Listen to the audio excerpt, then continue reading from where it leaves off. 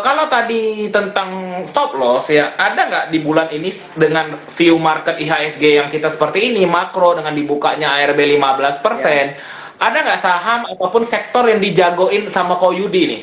Selama ini trading, suka banget di sektor ini atau di saham-saham tertentu? Mungkin boleh nih, disclaimer on dulu ya.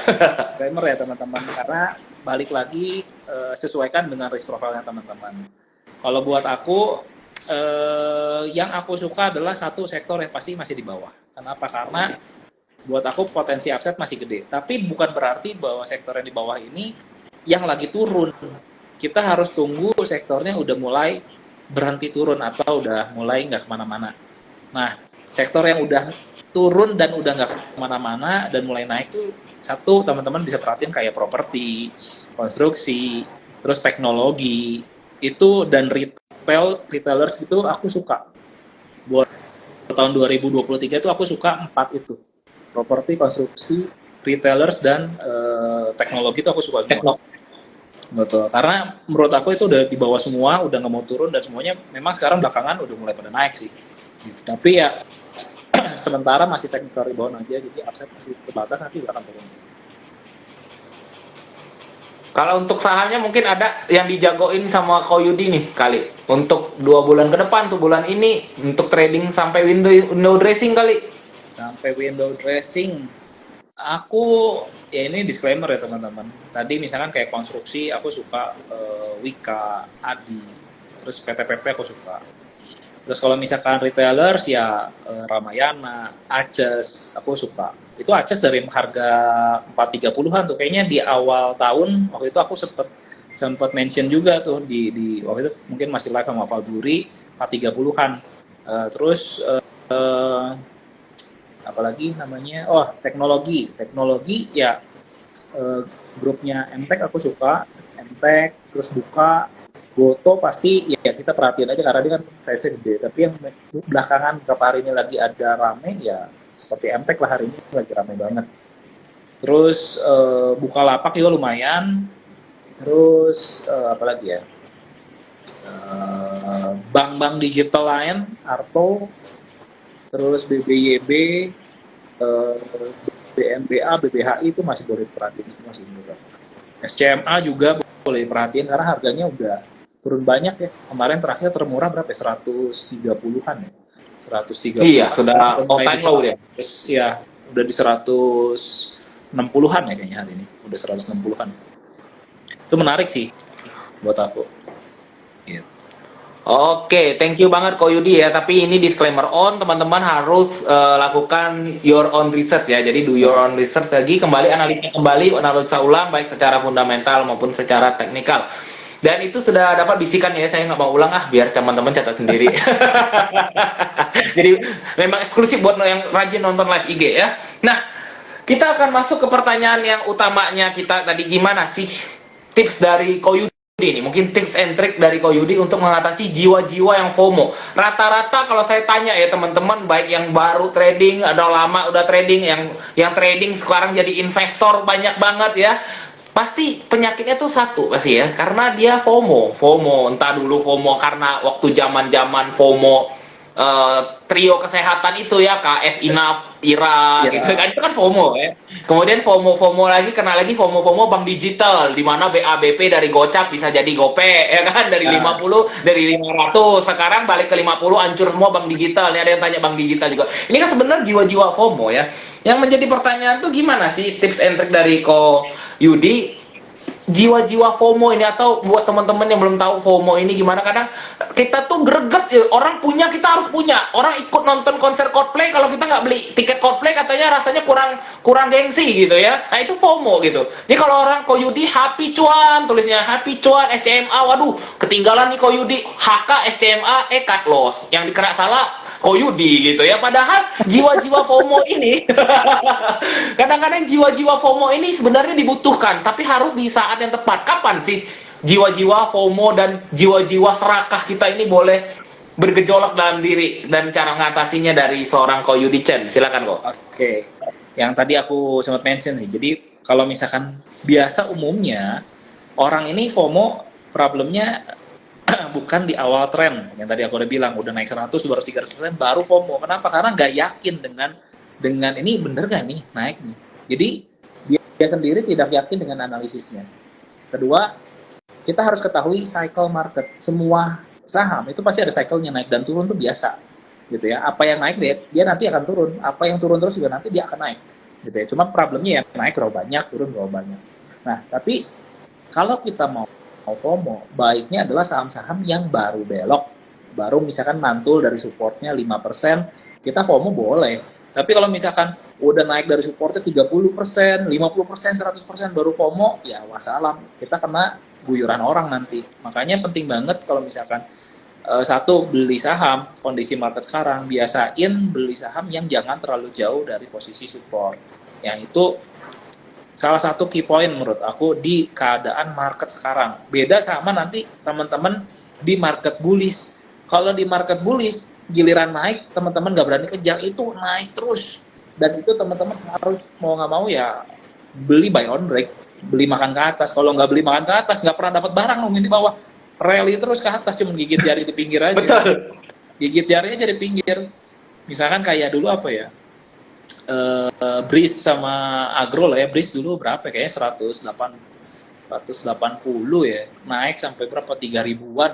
Kalau kita nggak berani HK gitu ya, di atas break nggak berani beli, ya ditinggalin terus aja di pinggir, nonton aja di pinggir. Nah jadi kita juga harus tahu nih kondisi marketnya ini lagi bullish apa enggak. Kalau lagi bullish ya yang tadi aku bilang, sesalah-salahnya entry nanti pasti cuan karena tren masih naik gitu kan. Sesalah-salahnya entry pasti cuan lah. Tapi kalau market sekarang sekali salah entry pasti babak belur. Apalagi nggak mau pasang stop loss, udah pasti nyangkut punya. Gitu. Jadi harus mengerti juga nih kondisi marketnya. Oh sekarang memang ada beberapa saham yang rally-nya cukup lumayan, tapi teman-teman juga harus mengerti bahwa keadaan market sebenarnya nggak terlalu oke. Jadi meskipun dia rally 50% gitu ya, nanti ya dia akan turun lagi. Kenapa? Karena dia butuh koreksi. Gitu. Oke, ini korelate-nya paling gampang, yang paling dekat tuh adalah saham IMAS dan film ya kali ya. Ini kalau jiwa-jiwa. Jadi ini kalau jiwa-jiwa FOMO nih yang paling relate ceritanya pasti itu adalah di saham IMAS yang waktu itu tiba-tiba entah angin, nggak ada hujan, nggak ada berita, cuman ada muncul kerjasama Mercy ya, kerjasama Indomobil dengan Mercedes-Benz gitu. Dari harga 900-an itu naiknya sampai ke 3.000. Waktu di 900 naik 1.500. Nantilah tunggu koreksi tunggu koreksi, tunggu di 1.200. Ketika ditunggu dia malah terbang ke 1.800. Ya udahlah, nanti aja tunggu breakout. Breakoutnya di 2.000, begitu breakout, nggak berani beli takut ARB berjilid. Ditinggal sampai 2.500, kayaknya baru boleh beli deh ini. Begitu baru mikir baru boleh beli sudah di 3.000. Harus HK nih, abis kena guyur. ARB betul. Sama kayak selalu kayak gitu ya, cycle-nya selalu kayak gitu. Begitu sudah market kayak contohnya film mulai dari harga 1.500, 1.000 kemarin ya, 1.000, sekarang sudah 3.200. Itu Koyudi udah remind waktu kemarin kita cerita-cerita di 1.500-an aja sudah ada di remind ya tentang film kalau break di 2.000 gitu. Jadi memang kita harus ngerti cycle lah ya. Selain cycle psikologi, cycle harga itu kita harus ngerti juga cycle saham dan juga cycle psikologi gitu ya. Jadi yang ini bagus banget ya buat teman-teman yang mau belajar ilmunya Koyudi ini, sumpah bagus banget karena ini berbicara tentang penyakit tradingnya setiap orang nih. Saya ya, penyakit trading kita semua orang begitu muncul berita, wah film akan diakuisisi atau film akan mengakuisisi, film akan buat raiso atau film apapun itulah, baru orang rame-rame HK di 3.000 ke atas. Wah, itu tinggal mandi aja tuh ya. Nah, itu yang membuat, ini contoh ya teman-teman ya, disclaimer, bukan ini contoh aja, ini contoh aja. Jadi begitu berita out ya, balik lagi lah kata seorang fundamentalis ya. Ini Mas Fadlan juga pasti sudah sering ngomong ya, Pak Lokengong sering ngomong bahwa ya kita harus beli ketika orang lagi takut ya kan, ya kita harus serakah waktu orang lagi takut, ya kita harus takut kalau orang-orang lagi sudah serakah gitu, di atas orang sudah pada FOMO, ya kita harus takut, kita harus kebalikannya ya. Kita nggak boleh lagi ikut arus kayak gitu. Sama kayak misalkan hari ini nih, kemarin pengumuman ada dividen jumbo, terus tadi pagi HK matilah sudah. Ya, itu tuh bener nih dari Drian Tiandi ya. Jadi buy on rumor, sell on news ya. Jadi news itu adalah waktunya kita sell, bukan waktunya kita FOMO lagi ya. Karena PPTBA orang sudah ngumpulin di harga 3.000 ya 3.200 orang sudah ngumpulin sekarang tiba-tiba lompat ke 4.000 lu baru FOMO ya terlambat bos. Begitu nanti kena dividen hancur lagi kayak Pegas kena dividen rate nyangkut lagi ya FOMO-nya salah. FOMO tuh waktu kemarin lagi orang pada takut ya kok ya PTBA nih. Orang pada takut PTBA ini kok bisa hancur semuanya. ITMG, Adaro, hancur-hancuran semuanya. Orang pada takut. Nah, di saat itu kita kalau bisa lihat peluang bahwa oh ini PTBA pasti setiap tahun bagi dividen. Di 2022 itu secara year on year labanya jumbo, pasti kalau bagi dividen pasti gede. Itu kita spekulasi di sana boleh gitu ya. FOMO di saat itu boleh karena ada reason ya, reason FOMO kita ada. Ini keren banget nih Ko Yudi ya. Karena sudah banyak banget masuk pertanyaan, kita jawabin pertanyaan yuk Ko Yudi yuk. Boleh. Ini banyak banget ini. Gila bentar. Ada yang tanya tentang bentar ya. Dari Hanbi 7, Ko Yudi, rekom dong cara untuk screening saham yang baik untuk trading katanya. Gimana tuh kalau dari Ko Yudi? Satu, awal-awal teman-teman harus tadi ketahui, jadi gini, paling gampang tuh teman-teman bikin koleksi saham yang teman-teman udah tahu dulu. Cara paling gampang ya, satu, fundamentalnya harus bagus nih. Misalkan teman-teman dari 10-11 sektor, teman-teman koleksi dulu nih, yang bagus-bagus. Misalkan dari bank apa nih? Bank layer 1 misalkan ya BCA, BRI, Mandiri, BRI, BPN, second layernya misalkan ke BNGA, NISP, lalu BJBR, BJTM. Jadi teman-teman udah tahu nih, oh ini kompetisi-kompetisi yang bagus, cuma tinggal diatur aja nanti entry exit-nya. Terus lari misalkan ke pertambangan, misalkan di batu bara teman-teman ya lihat ya oh yang gede-gede yang bagus apa nih, PTBA, ITMG, Adaro, terus ada United Tractor juga, terus yang ada Indica juga, terus ada apa namanya kontraktornya misalkan ke PT Aero, lalu ada Lloyd dan sebagainya. Itu kan satu sektoral. Terus ada oil, misalkan ada Medco, Elsa. Teman-teman bikin dulu list-list itu dan biasain ikut aja di perusahaan yang udah teman-teman ketahui. Sebenarnya teman-teman dengan list segitu doang juga ya, teman-teman udah bisa profit sebenarnya tanpa harus ngikutin 700 saham yang ada. Teman-teman nggak harus beli semua saham. Teman-teman trading di saham yang teman tahu aja itu udah bisa ngasilin profit sebenarnya. Karena teman-teman tahu karakteristiknya. Misalkan, ini kol-kolan biasanya rally agak lumayan tuh dari kapan? Misalkan dari November, Desember, Januari. Kenapa? Karena winter season gitu ya. Di China lagi butuh batu bara gitu. Indonesia kebagian batu bara biasanya marketnya rally. Terus misalkan di dekat Imlek biasanya CPO yang rally. Nah teman-teman kalau udah tahu siklus-siklus kayak gitu sebenarnya itu pun udah bisa ngasilin profit tanpa sebenarnya teman-teman harus beli semua saham, apalagi misalkan ikut semua saham gorengan ya nggak harus juga sebenarnya teman-teman. Di awal belajar menurut aku yang paling baik adalah teman-teman ikut saham yang agak gede. Tapi kalau misalkan udah ngerti gitu ya, misalkan 70%, 80% porto di sana, sebagian kecil 10%, 20% mau beli yang lebih high risk di kategori yang third liner, yang market cap-nya lebih kecil, yang volatilitasnya lebih tinggi, silakan. Tapi sekali lagi teman-teman juga harus ada dasarnya.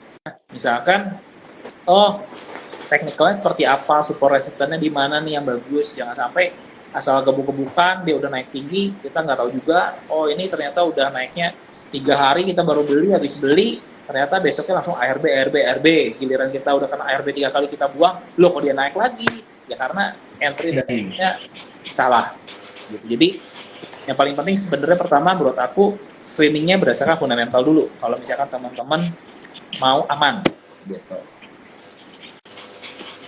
Oke.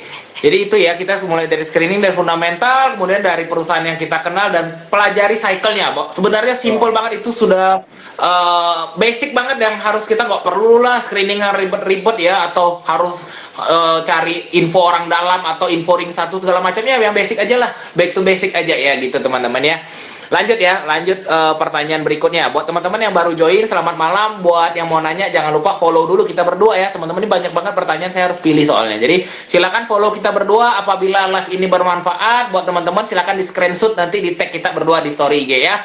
Jadi, teman-teman boleh follow dulu @bensurya dan juga @koyudicen ya. Jadi, teman-teman merasa bermanfaat live ini, silakan di screenshot dan juga nanti tag kita di story Instagram. Ini ada pertanyaan berikutnya nih. Ngomong-ngomong tadi NISP dan BNGA disinggung sama Ko Yudi. Dari Jauhar CNH, reviewnya gimana nih Ko Yudi? Untuk NISP dan BNGA tadi ngomong-ngomong ada disebut sama Ko Yudi nih.